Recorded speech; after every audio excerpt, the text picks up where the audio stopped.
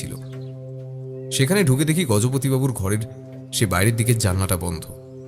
সেটা বন্ধ থেকে এগিয়ে যাওয়ায় পুলি দিয়ে তাকিয়ে বললাম, এই জানলাটা বন্ধ করে রেখেছে কেন? এই জানলাটা খোলা না থাকলে গজপতিবাবুর খুনিকে দেখা যেত না। ভাগ্যিস গজপতি খুলে রেখেছিলেন। আমার কথায় নিবারণ কেমন যেন অবাক হলো, তারপর বলল, এই জানলাটা খোলা ছিল আপনারা নিশ্চিতভাবে বলছেন বাবু? নিবারণের চোখে মুখে কেমন একটা অবাক বিস্ময়। তাকে এভাবে কথা বলতে দেখে রাখাল বলে উঠল, হ্যাঁ, এই জানালাটা তো খোলাই ছিল। তার জন্যই পাশের বাড়ির অনিরুদ্ধবাবু ক্ষণিকের জন্য খুনিকে দেখেছিলেন, কিছুটা খুনটা হতেও দেখেছিলেন। তবে তিনি তেমনভাবে কিছু বুঝতে পারেননি ঘরে কম পাওয়ারের আলো জ্বলছিল বলে। এই কথায় নিবারণ যেন আরো একটু অবাক হয়ে গেল, তারপর বলল, আপনাদের কোথাও একটা ভুল হচ্ছে। বলি সে ঘরের আলোটা জ্বালিয়ে দিতেই আমরা দেখতে পেলাম ঘরের আলো বেশ উজ্জ্বল। এই দিনের বেলাতেও সেটা উজ্জ্বল বলেই মনে হচ্ছে।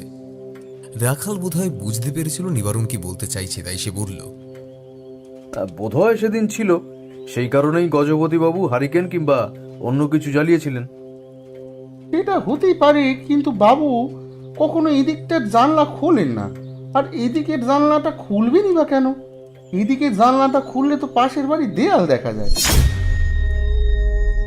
বাবু খুললে সামনে রাস্তার দিকে জানলাটা খোলেন, কিন্তু সেদিন জানলা খুলেছিলেন কেন সেটাই তো বুঝতে পারছি না।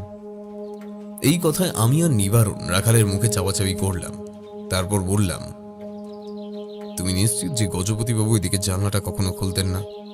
হ্যাঁ স্যার, আপনারা জানলাটা দেখলেই বুঝতে পারবেন। বলে সামনে এগিয়ে গিয়ে জানলাটা খুলে দেখালো। জানলার পেছনের দিকে সামান্য ঝুল মতো পড়ে আছে। দেখি বোঝা যায় এই জানলাটা একইভাবে বন্ধ থাকে সব সময়। নিবারণ জানলাটা একবার হলেও বন্ধ করে দিতে জানলা থেকে ক্যাঁচ ক্যাঁচ শব্দ ভেসে এলো। সেটা শুনেই বোঝা যায় বহুদিন একইভাবে রয়েছে। এই একভাবে একটা জানলা সবসময় খোলা থাকতে পারে না, তবে একভাবে একটা জানলা সবসময় বন্ধ থাকতে পারে, যদি না সেই জানলার খোলার কোনো প্রয়োজন না হয়।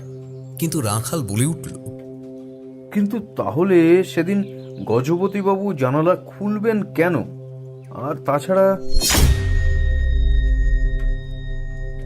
এতটা বলে ব্যোমকেশ চুপ করে রইল। কিছুক্ষণ সত্যবতী আর আমি আস্তে আস্তে অধৈর্য